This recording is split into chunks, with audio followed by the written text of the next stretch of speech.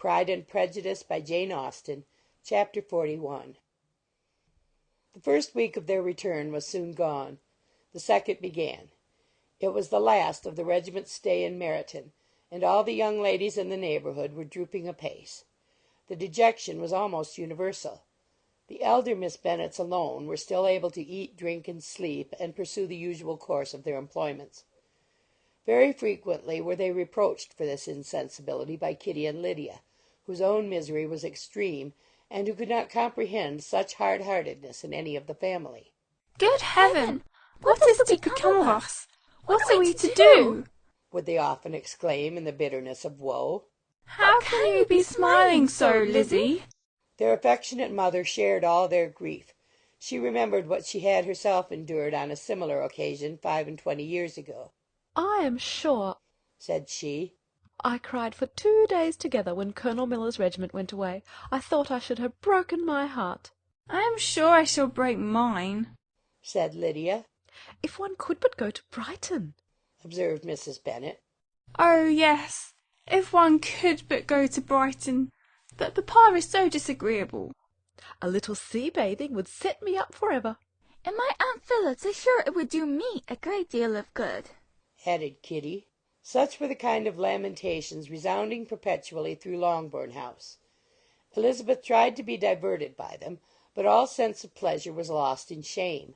She felt anew the justice of Mr. Darcy's objections, and never had she been so much disposed to pardon his interference in the views of his friend. But the gloom of Lydia's prospect was shortly cleared away, for she received an invitation from Mrs. Forster, the wife of the colonel of the regiment, to accompany her to Brighton. This invaluable friend was a very young woman, and very lately married.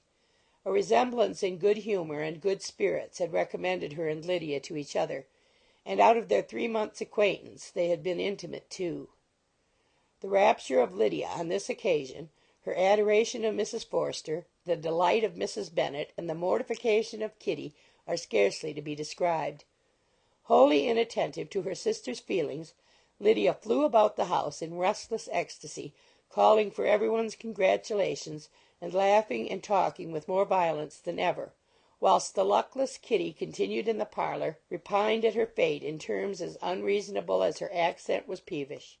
"I cannot see why Mrs. Forster should not ask me as well as Lydia," said she, "though I am not her particular friend. I have just as much right to be asked as she has, and more too, for I am 2 years older." In vain did Elizabeth attempt to make her reasonable, and Jane to make her resigned. As for Elizabeth herself, this invitation was so far from exciting in her the same feelings as in her mother and Lydia, that she considered it as the death warrant of all possibility of common sense for the latter, and detestable as such a step must make her were it known, she could not help secretly advising her father not to let her go. She represented to him all the improprieties of Lydia's general behaviour, the little advantage she could derive from the friendship of such a woman as Mrs. Forster, and the probability of her being yet more imprudent with such a companion at Brighton, where the temptations must be greater than at home.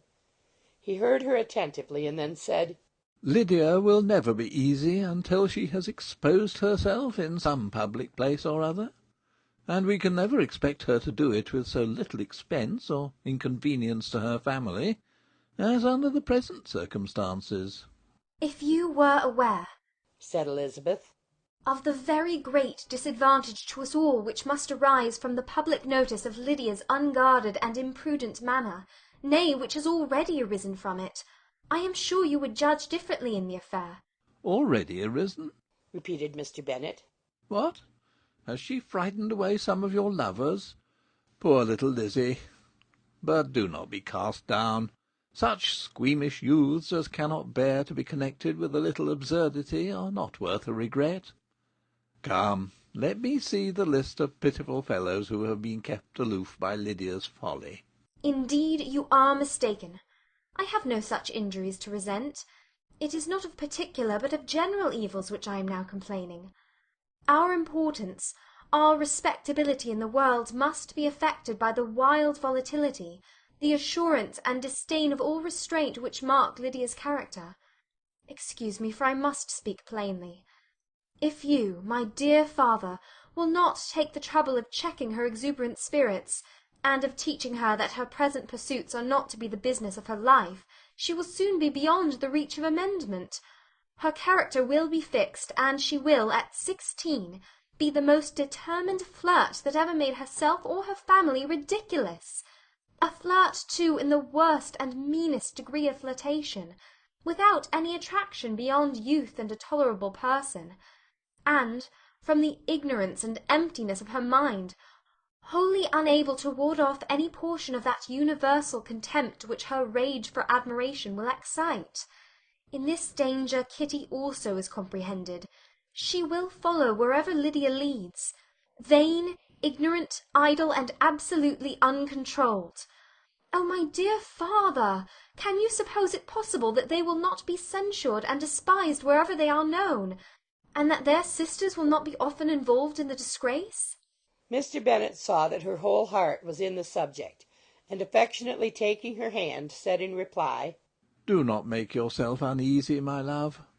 Wherever you and Jane are known, you must be respected and valued, and you will not appear to less advantage for having a couple of, or may I say 3, very silly sisters.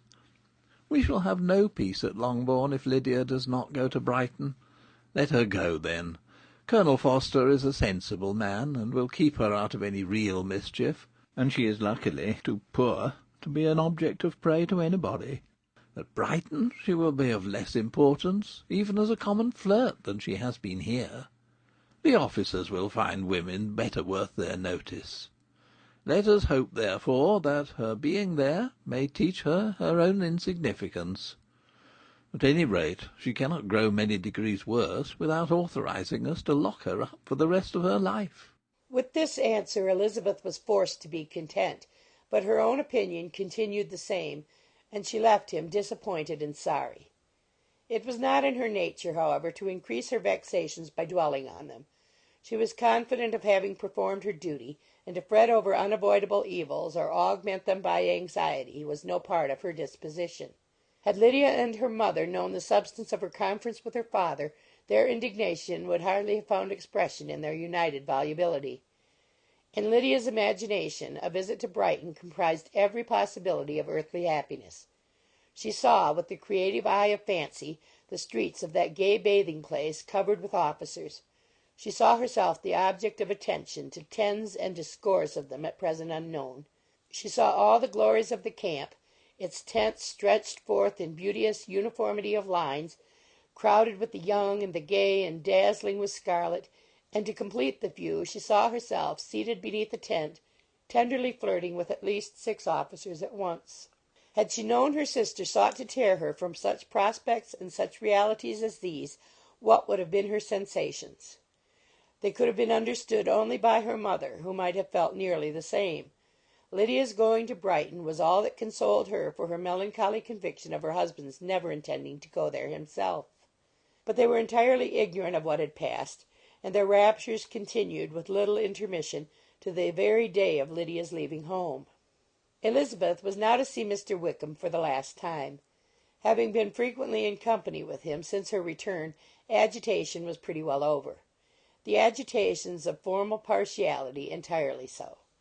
She had even learnt to detect, in the very gentleness which had first delighted her, an affectation and a sameness to disgust and weary. In his present behaviour to herself, moreover, she had a fresh source of displeasure, for the inclination he soon testified of renewing those intentions which had marked the early part of their acquaintance could only serve, after what had since passed, to provoke her. She lost all concern for him in finding herself thus selected as the object of such idle and frivolous gallantry, and while she steadily repressed it, could not but feel the reproof contained in his believing that however long and for whatever cause his attentions had been withdrawn, her vanity would be gratified and her preference secured at any time by their renewal. On the very last day of the regiment's remaining at Meryton, he dined, with other of the officers, at Longbourn, and so little was Elizabeth disposed to part from him in good humour, that on his making some inquiry as to the manner in which her time had passed at Hunsford, she mentioned Colonel Fitzwilliam's and Mr. Darcy's having both spent 3 weeks at Rosings, and asked him if he was acquainted with the former. He looked surprised, displeased, alarmed, but with a moment's recollection and a returning smile replied that he had formerly seen him often, and after observing that he was a very gentlemanlike man, asked her how she had liked him. Her answer was warmly in his favour. With an air of indifference he soon afterwards added, "How long did you say he was at Rosings?" Nearly 3 weeks. "And you saw him frequently?" Yes, almost every day. "His manners are very different from his cousin's." Yes, very different. But I think Mr. Darcy improves upon acquaintance. "Indeed!" cried Mr. Wickham, with a look which did not escape her. "And pray, may I ask?" But checking himself, he added in a gayer tone, "Is it in address that he improves? Has he deigned to add aught of civility to his ordinary style? For I dare not hope," he continued in a lower and more serious tone, "that he is improved in essentials." Oh, no, said Elizabeth. in essentials I believe he is very much what he ever was. While she spoke, Wickham looked as if scarcely knowing whether to rejoice over her words or to distrust their meaning. There was a something in her countenance which made him listen with an apprehensive and anxious attention, while she added, When I said that he improved on acquaintance, I did not mean that his mind or his manners were in a state of improvement, but that, from knowing him better, his disposition was better understood. Wickham's alarm now appeared in a heightened complexion and agitated look. For a few minutes he was silent, till, shaking off his embarrassment, he turned to her again, and said in the gentlest of accents, "You who know so well my feeling towards Mr. Darcy will readily comprehend how sincerely I must rejoice that he is wise enough to assume even the appearance of what is right. His pride in that direction may be of service, if not to himself, to many others, for it must only deter him from such foul misconduct as I have suffered by. I only fear that the sort of cautiousness to which you, I imagine, have been alluding, is merely adopted on his visits to his aunt, of whose good opinion and judgment he stands much in awe. His fear of her has always operated, I know, when they were together, and a good deal is to be imputed to his wish of forwarding the match with Mr. Berg, which I am certain he has very much at heart." Elizabeth could not repress a smile at this, but she answered only by a slight inclination of the head. She saw that he wanted to engage her on the old subject of his grievances, and she was in no humour to indulge him. The rest of the evening passed with the appearance on his side of usual cheerfulness, but with no further attempt to distinguish Elizabeth, and they parted at last with mutual civility, and possibly a mutual desire of never meeting again. When the party broke up, Lydia returned with Mrs. Forster to Meryton, from whence they were to set out early the next morning. The separation between her and her family was rather noisy than pathetic. Kitty was the only one who shed tears, but she did weep from vexation and envy. Mrs. Bennet was diffuse in her good wishes for the felicity of her daughter, and impressive in her injunctions that she should not miss the opportunity of enjoying herself as much as possible, advice which there was every reason to believe would be well attended to. And in the clamorous happiness of Lydia herself in bidding farewell, the more gentle adieus of her sisters were uttered without being heard. End of chapter 41.